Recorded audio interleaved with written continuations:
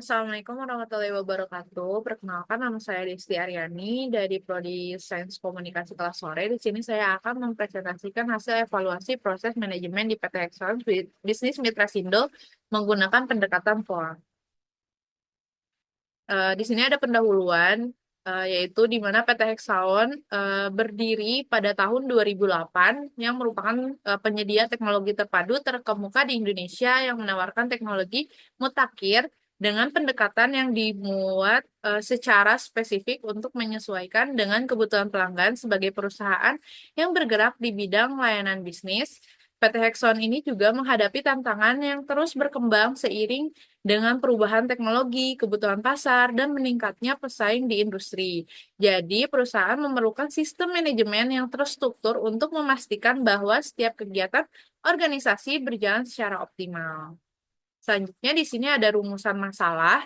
Di sini ada dua poin rumusan masalah, yaitu bagaimana penerapan prinsip POAK dalam proses manajemen di PT Hexaon Bisnis Mitrasindo, dan yang kedua di sini ada bagaimana efektivitas komunikasi antar divisi di PT Hexaon Bisnis Mitrasindo dan apakah langkah-langkah yang perlu diambil untuk memperkuat koordinasi antar departemen. Selanjutnya di sini ada kerangka konseptual. Di sini ada planning. Planning di sini yaitu menerapkan tujuan strategis, fleksibilitas rencana, dan komunikasi terbuka. Selanjutnya ada organizing, yaitu menyusun struktur organisasi dengan komunikasi lintas divisi. Dan yang ketiga di sini ada actuating yang memotivasi karyawan melalui kolaborasi dan mengambilan keputusan yang cepat. Dan yang terakhir ada controlling, di mana evaluasi rutin dan pengumpulan data real time untuk pengadilan. Jadi, kerangka POAK menjadi acuan utama dalam penelitian ini untuk mengukur keberhasilan manajemen perusahaan. Fokus utamanya yaitu mengembangkan wawasan terkait penerapan POAK di sekitar bisnis dan karakteristik serupa. Selanjutnya di sini tujuan penelitiannya itu bertujuan untuk mengidentifikasi kekuatan, kelemahan, serta tantangan penerapan POAK di PT Hexaon ini sendiri, seperti komunikasi antar divisi dan pengelolaan sumber daya, karena kerangka ini dinilai mampu meningkatkan efisien operasional dan adaptabilitas terhadap perubahan teknologi. Melalui evaluasi mendalam ini, hasil penelitian ini diharapkan memberikan rekomendasi praktik bagi PT ini untuk kontribusi teoritis untuk literatur manajemennya. Selanjutnya ada mode penelitian. Di sini ada penelitian, pendekatannya di sini yaitu penelitian ini juga menggunakan metode deskriptif dengan pendekatan kualitatif untuk menggambarkan dan menganalisis evaluasi proses manajemen berdasarkan pendekatan POAK, yaitu planning, organizing, actuating, dan controlling. Jadi pendekatan ini bertujuan untuk memahami secara mendalam penerapan dan efektivitas POAK ini dalam kegiatan organisasi di PT Hexagon itu sendiri. Di sini juga ada sumber. Sumber di sini ada data primer dan ada data sekunder. Kalau data primer ini itu kuesioner yang terbuka untuk manajemen dan karyawan dan observasi langsung aktivitas manajerial.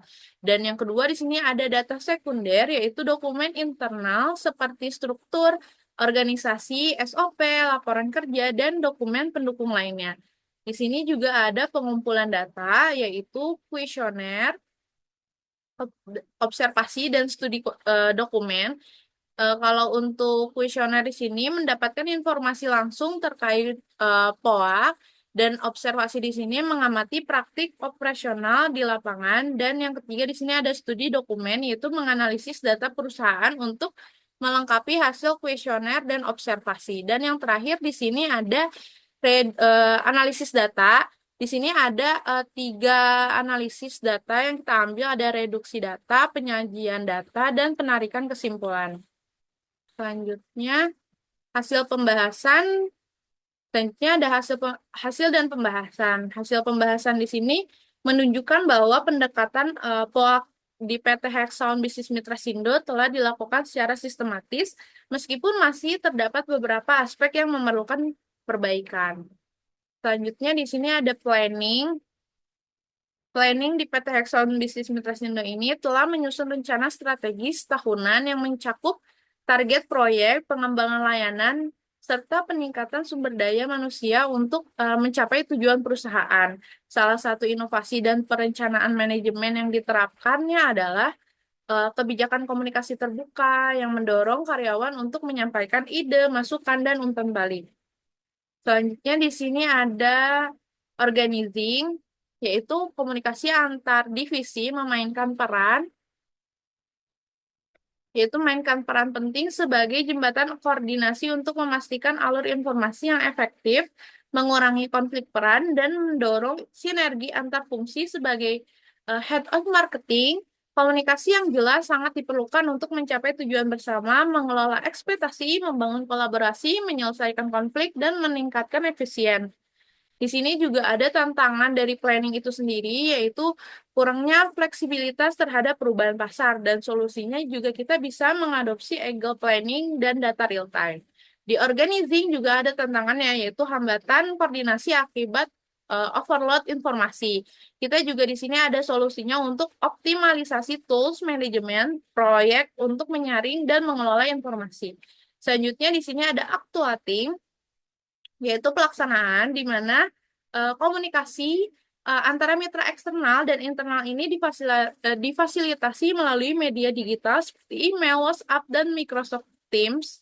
Kolaborasi antar tim mendukung kelancaran proyek seperti pelatihan produk untuk mitra memastikan pemahaman yang baik jika diterapkan konsistensi komunikasi meningkatkan efisien operasional dan respon terhadap kebutuhan klien. Dan yang terakhir di sini ada controlling, yaitu pengendalian di mana evaluasi dilakukan melalui rapat rutin, feedback dua arah, dan analisis data real time untuk pengambilan keputusan berbasis fakta.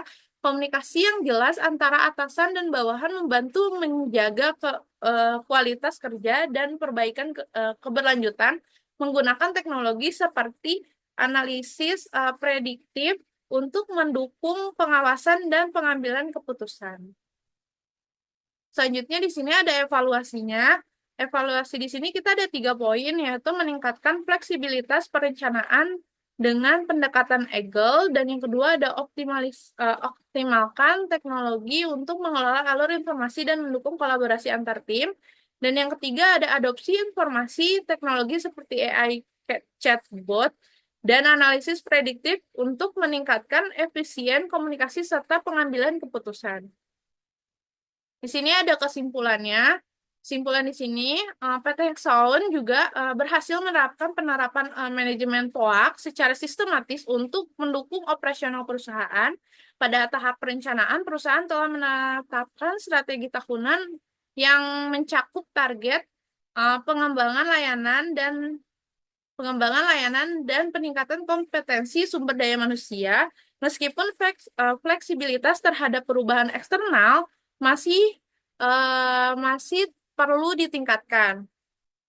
Tahapan pengorganisasian menunjukkan efektivitas komunikasi lintas divisi melalui rapat rutin menggunakan alat manajemen proyek, namun koordinasi lintas departemen perlu diperkuat lebih lanjut. Dalam tahap ini juga pelaksanaan kolaborasi yang efektif dengan mitra eksternal dan internal telah mencapai melalui komunikasi yang baik, tetapi peningkatan keterampilan teknologi dan komunikasi masih diperlukan. Pada tahap ini, pengendalian evaluasi rutin, pengumpulan data real-time, dan feedback dua arah mendukung pengambilan keputusan berbasis fakta, meskipun koordinasi lintas tim masih dapat dioptimalkan secara keseluruhan.